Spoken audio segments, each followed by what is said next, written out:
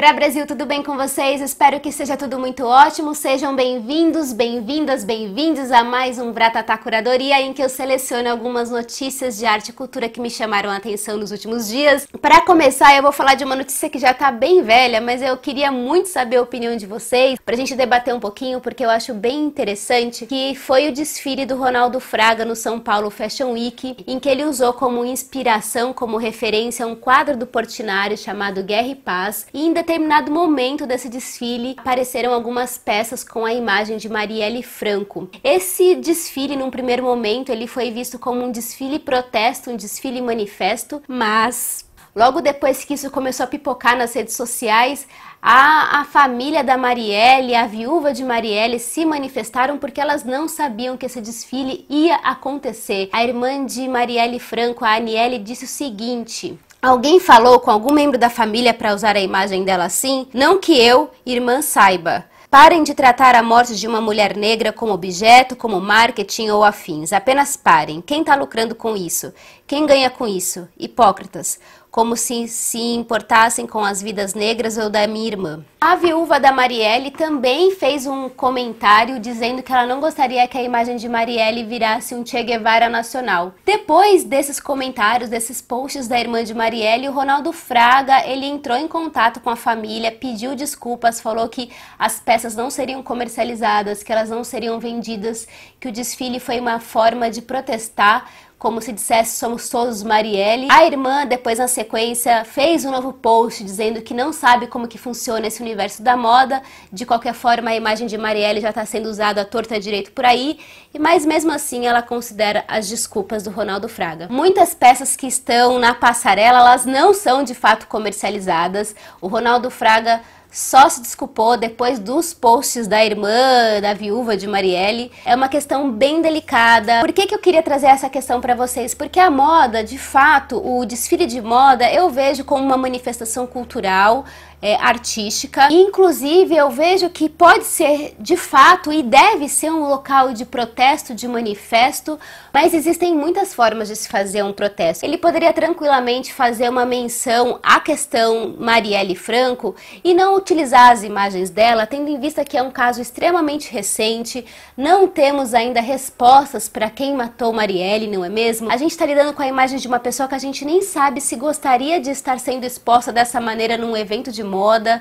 Então a gente tem que tomar muito cuidado como a gente capitaliza o humano, como a gente capitaliza a imagem e a nossa história, porque independente se essas peças vão ser comercializadas ou não, o desfile em si é um produto que gera muito dinheiro e circula muito dinheiro nesse ambiente. Então a gente tem sempre que estar atento e também não sair apontando o dedo para as pessoas, porque ele se retratou e assim como ele, todo mundo o tempo inteiro comete erros na internet, falando aquilo que pensa, usando imagens à torta e à direito, hashtags à torta e à direito. Eu acho que a gente tem que fazer uma ponderação aí do que cabe a gente dar a nossa opinião ou não. Mas enfim, quero saber a opinião de vocês. Uma outra coisa muito polêmica que aconteceu essa semana é que foi criado um perfil no Instagram chamado Eva Stories, que tem como objetivo registrar a história do Holocausto para essa geração que nasceu nesse milênio. Então vejam só essa história. Durante 70 episódios que ela vai postando ali no Stories,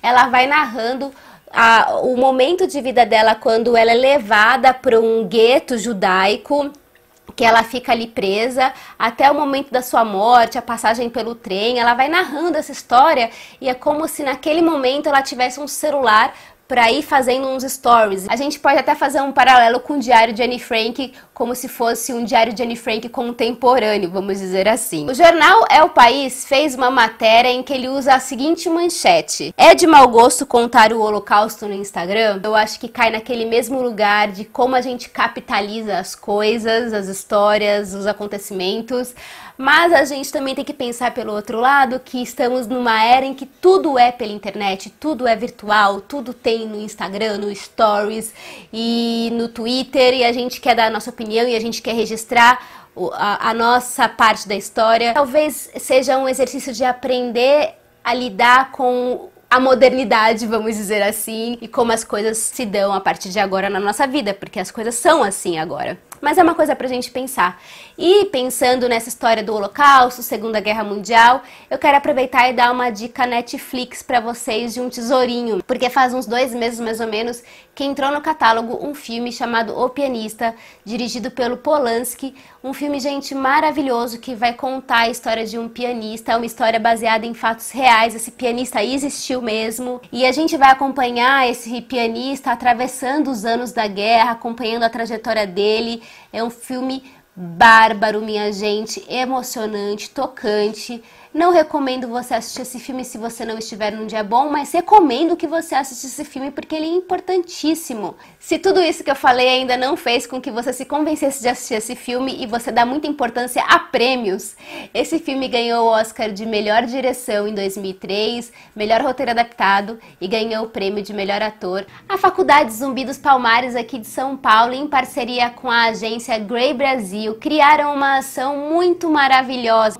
para reparar esse estrago da nossa história de querer embranquecer Machado de Assis. Eles pegaram várias imagens do Machado de Assis, várias fotografias e foram reconstituindo o Machado para a gente ter a imagem do nosso Machado negro real. No site www.machadodeassisreal.com.br você pode imprimir a imagem do Machado real e colar no livrinho que você tem aí na sua casa. Não é bacana? E nesse site também você pode assinar o abaixo-assinado que eles estão fazendo, em que eles pedem para que as livrarias e as editoras parem de imprimir livros do Machado com a foto dele branco, que imprimam a partir de agora a foto do Machado de Assis real.